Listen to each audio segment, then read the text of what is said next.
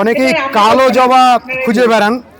আমরা বাগান লাভার্স গ্রুপের হিবিস্কাস কাঠ ফ্লাওয়ার শো দেখছি, আর সেখানে আমরা পেয়েছি আন্তর্জাতিক হিবিস্কাস ব্রিডার দীপ চক্রবর্তীকে। দীপ, কালো জবা কি হয়? কালো মানে চুলের মতো কালো হয় না, যে কোনো ফ্লাওয়ারই বলুন, তবে ব্ল্যাকিশ কালারের বা ডিপ কালারের কিছু কিছু হাইব্রিড হয়, কিন্তু আমাদের ইন্ডিয়াতে এরকম জবা হয়। এটা তো কালোই।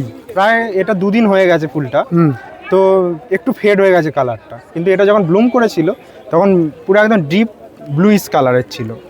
এটা কি তোমার তৈরি করা? এটা আমার তো ইন্ডিয়ান অ্যামেথিস্ট এর নাম। তাহলে এটাকে তুমি ব্ল্যাক হিবিস্কাসই তো বলবে। ব্ল্যাকস। এবার এর যদি আরো 2-1টা ব্লুম দেখবো যে এর কালার কি ভেরিয়েশন হচ্ছে, কি আরো ডিপ হচ্ছে, কারণ এটা ইমম্যাচিওর কন্ডিশনে এই কালারটা এসেছে। একটু ম্যাচিওর হবে যখন গাছটা, তাহলে অনেকে যে বলতেন যে কালো জবা হয় না, সেটা তুমি ভেঙে দিলে, কালো জবা হয়। না, হতে পারে। হতে পারে।